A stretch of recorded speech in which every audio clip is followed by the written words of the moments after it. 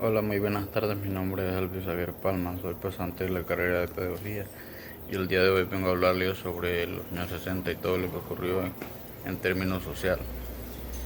En esta época las minorías en general, como lo que son mujeres, homosexuales, afroamericanos y latinos, no eran bien vistos en la sociedad.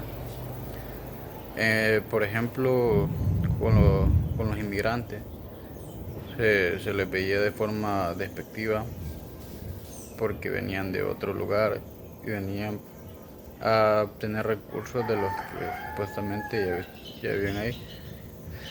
Peleaban por la soberanía de su país, ¿no?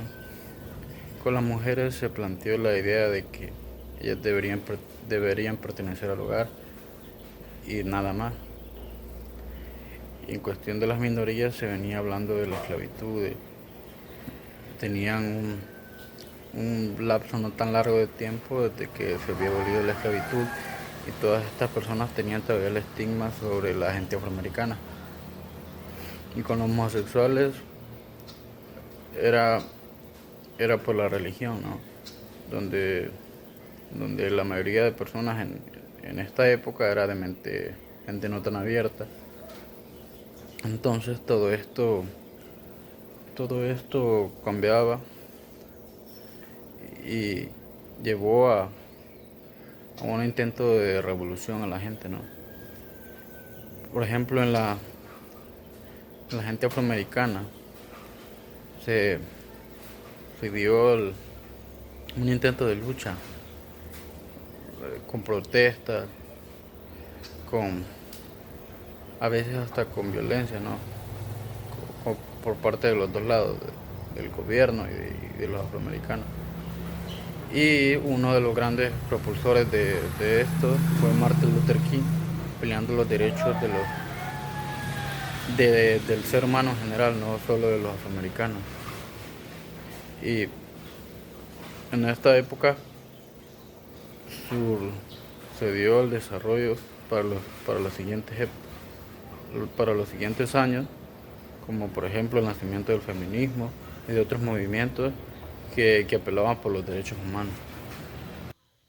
Buenas, mi nombre es Ana Daisy Morales, soy pasante de la carrera de Pedagogía en la Universidad Nacional Autónoma de Honduras.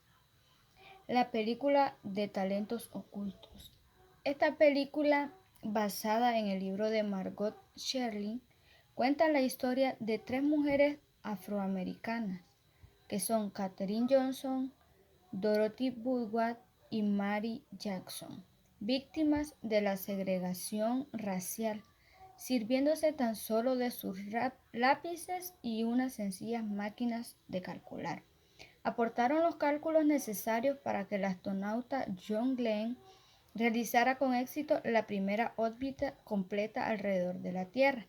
Pero lo realmente sorprendente es que en el nombre de estas tres mujeres ha permanecido oculto para la historia, cuando en realidad su trabajo resultó indispensable en los avances que permitieron al hombre pisar la luna. El eje central de talentos ocultos es Katherine Johnson, una matemática y científica espacial que prestó sus servicios a la NASA durante 30 años, en tiempos en los que la agencia espacial reunía los primeros grupos que se encargarían de poner al primer hombre en el espacio. Esta afroamericana logró resolver y hacer cálculos exactos que convirtieron a John Glenn, el primer hombre en orbitar la Tierra. Talentos ocultos se queda al margen de una postura clara y definida sobre la discriminación racial y el tema de empoderamiento femenino, y su brillante historia real se presenta como una circunstancia anecdótica, con lo cual entre lo emotivo y gracioso de su narrativa tenemos apenas una película entrañable. Gracias. Buenos días, licenciados, compañeros. Mi nombre es Cristian Palma y yo les vengo a hablar sobre lo que es la bibliografía de estas tres personajes que fueron tan importantes en lo que fue el viaje del hombre hacia el espacio. Una de ellas, pues, como ya sabemos y como nos relataba en la película que nos vimos, que vimos, perdón, es Katherine Johnson. Que Katherine Johnson dice que nació el 26 de agosto de 1918 en White Sulphur Springs, en lo que es Virginia Occidental, en el país de los Estados Unidos. Se dice que desde muy temprana edad demostró talento para lo que eran los números, las matemáticas, a pesar de vivir y a la misma vez de estar en una sociedad completamente, pues lo que es rodeada de a la misma vez racismo, ya que en los tiempos que estamos hablando, pues prácticamente lo que era la igualdad no existía, sino que solo existían prácticamente pues las diferencias entre sí, entre lo que eran los blancos y los negros. Y pues como era de costumbre en aquellos tiempos, pues los de la raza negra, por decirlo así, pues eran los que sufrían las consecuencias. Enfatizando más en lo que es el tema de sobre Katherine Johnson, pues se decía también que en a la comunidad negra, por decirlo así también, se le permitía solo estudiar a lo que era octavo grado, siendo así la familia de Katherine pues buscó alternativas y viendo lo que ella tenía capacidad, lo inteligente que era y lo buena que era con los números, pues logró entrar a una escuela y pues logró graduarse a muy temprana edad, prácticamente a los 14 años de edad, y a la misma vez pues ingresó a la Universidad Estatal de lo que era Virginia, de lo que es Virginia Occidental, y se graduó de la misma universidad con summa cum laude en 1937 en lo que era matemáticas y francés, a una edad muy temprana de lo que prácticamente la sociedad ahora pues lo está haciendo. A los 18 años de edad ella se graduó de la universidad. Se dice la historia que fue la primera mujer afroamericana en terminar con segregación la universidad en Virginia Occidental. En una sociedad rodeada de tanto racismo y de tanto blanco, ella fue la única y primera mujer, perdón, que logró en aquellos tiempos que existía tanto lo que era el racismo, en graduarse de lo que era la universidad en los Estados Unidos. De 1953 a 1958, Katherine empezaba o ya trabajaba como una calculadora humana y analizaba temas como el vuelo de las ráfagas de los aviones, como el alivio de las ráfagas de los aviones, que hablamos con esto. Lo que era Katherine ya era una persona destacada en lo que ella estaba trabajando. ¿A qué nos lleva esto? Que pues que Katherine era una persona pues prácticamente que no se dejaba de nadie, siempre pasaba con su frente en alto y no se dejaba humillar de nadie, a pesar de tanto racismo que había en ese entonces. Siempre ella era una persona que se hizo destacar no tanto por su valencia, su color de piel, sino por su inteligencia. En 1959, Katherine se casó por segunda vez con el coronel James A. Johnson. Continuó su carrera en la NASA desde 1958, que fue su inicio como calculadora humana, como lo habíamos hablado antes, hasta su jubilación, que fue en 1986. Trabajó como tecnóloga en el área de aeroespacial, en el control de naves espaciales. Calculó la trayectoria del vuelo espacial el 5 de mayo de 1951 de Alan Sheffield. ¿Qué nos hace decir esto? Que ella fue una de los grandes testigos y una de las grandes intérpretes, por decirlo así, en lo que fue el primer lanzamiento de un humano hacia el espacio, en lo que fue en 1961.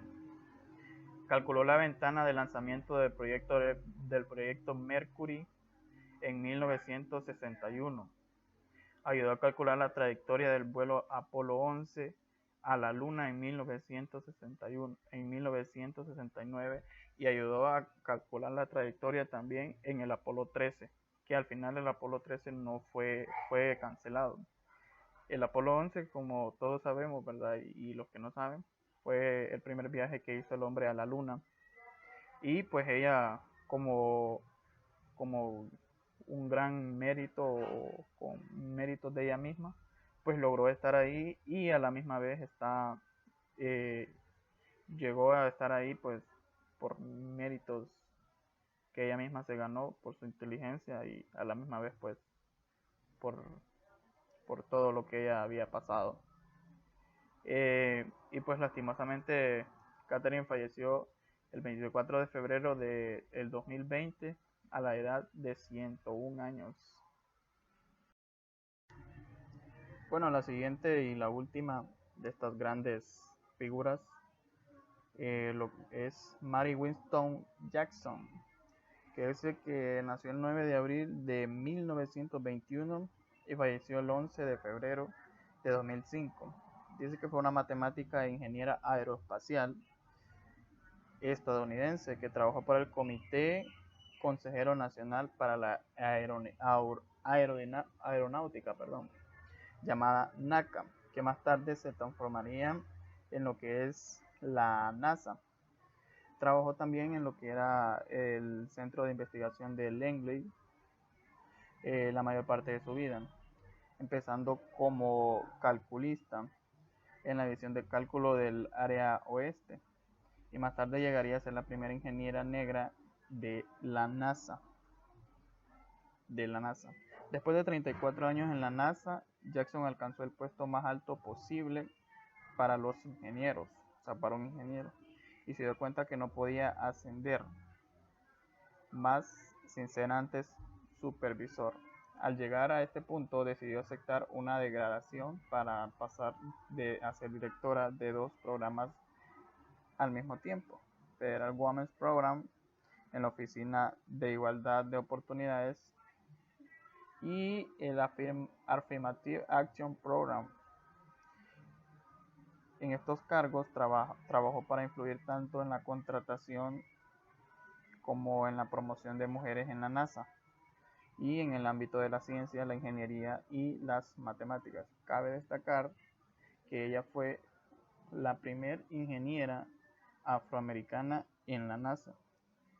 Es un punto que hay que recalcar bastante, porque llegar a ese punto, o sea, llegar a ser ingenieros y en la NASA, y a raíz de todos los problemas raciales que tenían ellas, las 3 juntas, lo que era Katherine, Dorothy y la última esta que estamos hablando, Mary, creo que es un digno ejemplo y un digno ejemplo de admirar por lo que pasaron ellas, y no solo ellas prácticamente, sino que pasó prácticamente todo lo que es la raza negra, junto con esa discriminación que existía en esos días.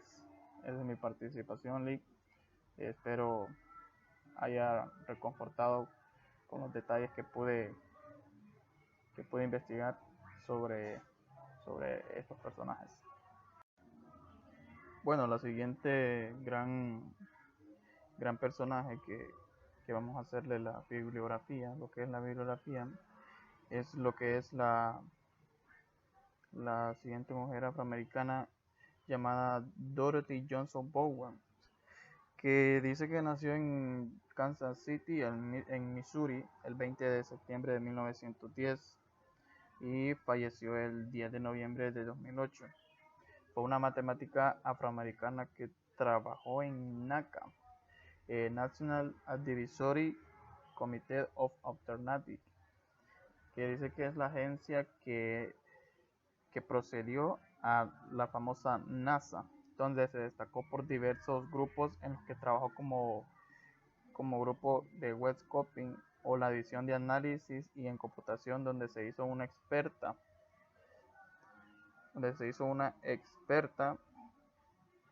en el lenguaje de la programación Fortran y en el proyecto para lanzar satélites al espacio Scout, hasta su retiro en la NASA de 1971. Fue la primera supervisora y manager afroamericana de la NASA. Antes de ingresar a la NASA, ejerció como profesora en matemáticas. Buenas tardes, mi nombre es Gravy Galeas. ¿Qué son los derechos civiles y en contexto social? En la película Talentos Ocultos se refleja un drama humano que explora lo que significa ser mujer y afrodescendiente en la época en la que los derechos de los respetos eran privilegios de los blancos. El tiempo de la injusticia. Este estremecedor relato de segregación racial y de género en el sur de los Estados Unidos durante la década de los 60 enfrentan una injusta cotidianidad, invisibilizados y menospreciados. Estados Unidos aún necesita contar y reflexionar sobre la lucha contra la discriminación y por los derechos civiles que la población negra protagoniza con el fin de la esclavitud. ¿Hay racismo? Sí. ¿Hay dificultades? Sí. Pero algunas voluntades individuales tuercen la historia con el conflicto social solo como contexto lejano. Rompe con los prejuicios de la época y apuesta un cerebro brillante más allá del color de su piel. Mi nombre es Katia Pavón y estaremos hablando sobre mujeres que lucharon por los derechos civiles de los afroamericanos. En esta ocasión hablaremos de Dorothy Yates, nombrada como la madrina de los derechos civiles, y también durante 40 años fue la presidenta del Consejo de Mujeres Negras. Daisy Betts junto a su esposo inauguran el periódico The Arkansas Press, donde trataban temas negros y abogaban por los derechos civiles. Otra muestra de valor excepcional en mujeres es la de Amelia Boynton. Nombrada como uno de los pilares de los derechos civiles, la imagen nos muestra a continuación, luego de ser golpeada por los policías en Selma.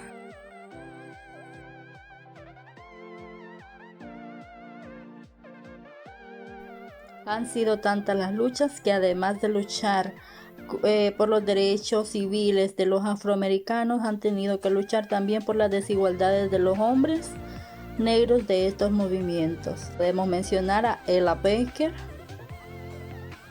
Angela Davis, Ruby Bridges, Thelma Glass, Rosa Parks y Gwendolyn Zoharah, y muchas más que lucharon por estos derechos civiles.